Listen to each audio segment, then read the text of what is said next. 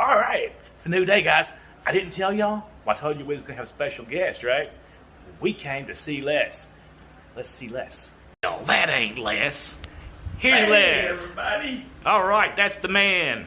Yeah, I've told y'all about Les. He used to be the safety director over at Crete, and he's one of my best buds in the world. Brother, man. All right, and he's feeling a lot better now. A whole lot better, right? Oh, yeah. Everybody was worried about you because you've got a lot of friends out there in the internet trucking land, right? Yeah, I guess so. You do. And he's going to get to see the dogs and everybody. I got to see my kids, Uh-huh. He's doing good. my little adopted nephews and niece. And Grace is afraid of the floor. She Yeah, is afraid of the floor. So you're looking at it? She's a typical female. She's scared of anything that is changing. But this is where Les has been at, and I'm so glad he's feeling better. And a lot of that, I'm sure, is due to everybody's prayers and well wishes. Even probably some anything good in the universe is good, right? That's right. Send it out there, and we do appreciate that. But Les, I told you he's had a lot. You want to tell us about your career? Because I told everybody you've been out there. You've been driving a truck way longer than me. I was in the Army serving the country, and you was over here serving the country on the roads. Right. And in a whole different capacity. But heck, how many years was that altogether? Altogether, 23 years OTR, Right? 16 in safety. Wow, that's a big deal. And I know you was the Now, right kind of safety guy. I actually started driving whenever I was 18 years old, driving that truck. My grandfather, which is Grandpa Peterson, he started driving back whenever there was no log books, Yeah. no power steering. I mean, they didn't even have a sleeper in Right. the truck. They packed ice for their reefers. They did. Yes, They they did. did. Yeah. And I mean, he hauled a lot of well, in fact, whenever he first started, he was in a flatbed truck with fence gate sides, is what he told me. Well, come on here, little man. Come on, let's get up here in this video. There is Yeah. a whole lot of trucking history that you don't got to go back very far to touch that history, right? I mean, Yes. you remember so much of it, and we're young compared to time, right? Yeah. I mean, we're talking back in the 70s and stuff. Well, back whenever I started trucking, okay, at the age of 18, of course, I couldn't cross state lines. Nope. So the company that I worked for, which is the company that I retired from, which my grandfather and the other gentleman were his partners with, and then Diane and Phyllis Akeley had bought out the other partner, the man that started Crete. Right. But I was classified as a city driver. So you was like doing the local deliveries and stuff. I took care of the local runs. I bet he was doing a little bit more longer stuff than going out to the city, though. Oh yeah, I went all over the state because we didn't even go to Oklahoma City. Right. We didn't even have a yard in Oklahoma City at that time. Because as long as you didn't cross state lines, you could go anywhere. As long as I didn't cross state lines, and I never did cross the state line. Never. No, No. never. It's kind of like hauling grain back in the day. You're just across the river from the next state, and it's like, well, I can't go over there. I just can't. Well, okay, I'm going to say this much, and I'm not really saying this much, but I'm going to spill beans anyway. Arkansas City is actually in Oklahoma, not Kansas. Yeah, that's right. Caney, Kansas is actually in Oklahoma. South Coffeyville, Kansas is actually in Oklahoma. It sure is. It's just you just slip in and slip out. And It's like Sykeston, Missouri, and Evansville, Indiana, and anywhere with a granary back when I was young, before we had CDLs and when I was around the farm stuff. Mm-hmm. Well, just go. Well, the way I understand the law on that part, Chris, is that you didn't even have to have a commercial chauffeur's license back then to run, and still yet today, you don't have to have a commercial chauffeur's or CDL to run. That's correct. Farm equipment. You don't have to. Tractor trailer. Unless you cross the state lines. Actually, No. I think it's within like 50 miles of the state line. Yeah. Oh, they might have changed it. I don't know. It's 150. It's 150 mile radius, You told and that's me, also though. classified as 150 aeronautical miles. But is that for, let's see, the farm thing, the farm exemption? Yeah, that's under the farm exemption. And it's 100. So you can cross state lines now? Yeah, you can cross state lines, Oh, okay. and you always could back then. I didn't know it. You mean that? Oh, You thought you was golly. breaking the I was an law, breaking the outlaw. I law. thought. I was Now, excited. some states tell you can't cross state lines, but the way I understand the federal laws Okay. is that you have to go from your farm has to be in another state. You're going from farm location to farm location. Okay. Okay. I understand. Yeah, that's Now, right. they could have changed those rules. They could have changed those laws. Of course, with our federal government and our, God forbid, USDOT and that famous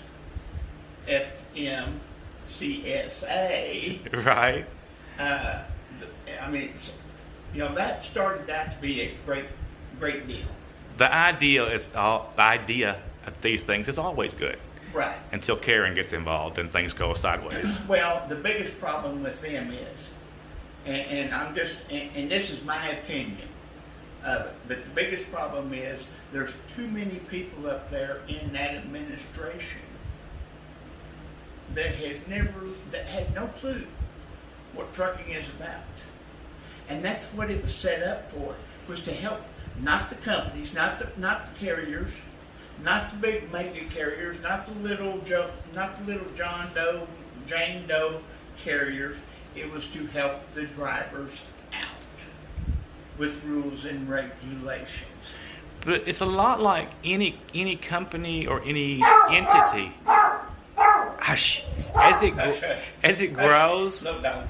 new management comes He's in. protecting your They back want to so put they their walk stamp by. on it to make it theirs, and so they well, let's change this. Yeah. And let's change that. And then the outside influence groups that want to change things through them, Mm-hmm.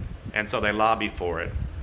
That is our biggest enemy right there, is the lobbyist. Right. And I'm just saying that just with my pure wholehearted thoughts, Right. is the world would be a whole lot better off if we had every lobbyist hung up in the highest damn oak tree we could find. Let's do it.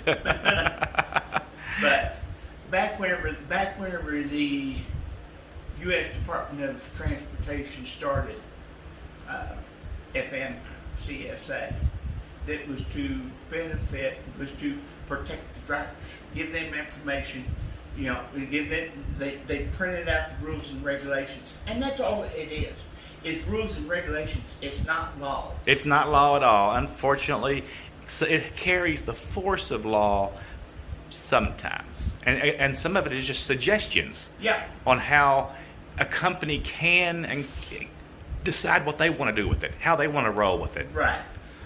Right. There's so many different things. 99% of what's in that book that they hand the drivers out is nothing but suggestions. And he's talking about the Green Bible, everybody.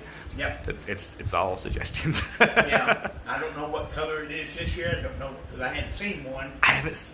We're probably out of sorts because we're supposed to get a new one every year, aren't you? Yeah. And well, I haven't. Me being retired, who cares? Well, we're supposed to get a new one, and I know I don't. Well, still yet, you can. I mean, that's what the internet's for too. Right. You can always look it up on the internet, and that's what I do a lot of times too. Because I still have drivers that call me on my cell phone Right. saying, "Hey, how's it going? Well, I need to bug you about this. What part of me being retired don't you understand?" And they go, "Well, now come on, Les, we trust you." And they do, and I understand why, because you're still trying to keep up on with as much of it as you can. Right. You know, and if you don't know exactly, you're going to look it up because now your interest is tweaked. Okay, well, what did they change that? I better look it up. Yeah. And people are still going to trust you because you're a safety guy, and you're still a trucker too. Right. Because you wasn't never one of those safety guys that was out to hurt people. I don't believe. No. Out of my 16 years of in safety, I only let one person go. And I didn't let him go because I didn't have the authorization to fire him. But I've only had one person where I told him, get rid of him. And that probably was a good call. And that's whenever he had his third accident in a month. Yeah. Yeah, that tells a story. And he came in to Tulsa, to our yard, and I talked with him, and I explained to him why, get out and look. And that was his third backing accident in a month. Yeah. And he'd only been working for us for 2 weeks. So he had actually perpetrated the accidents. I had a guy that had a lot of accidents that way, but it was like he was just a magnet. He could be sitting still and somebody would hit him week after week.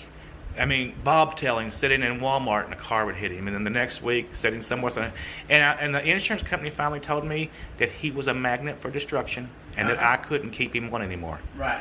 Because the girl was like, we can't exactly say. I mean, he's not doing anything wrong, but he just has a black cloud flying over him. Yeah, yeah. Well, this driver here, he was a very likable guy, and to sit and talk to him, I liked him, But he was, in my books, I talked to him for 2 times, over the other 2 accidents, and I told him, I said, okay. Who cares how long it takes you to get back into that dock? That's right. That is right. I agree. Who cares how many times you have to stop and get out and walk around the front of the truck to the right side of the truck and the trailer to see where you're heading to? Who cares how many times you got to get out and look down the left side of the trailer to see where you're see where you're at backing up? And he just kept on. And after a certain amount of damage was done, after the third accident and the amount of damage that was done to that third accident, plus the amount of damage that was done to the other 2 accidents, there was no justifications of us keeping him on. Right. And I offered him a chance to go back to training, to go out on the road with the trainer and do more backing, get more backing experience.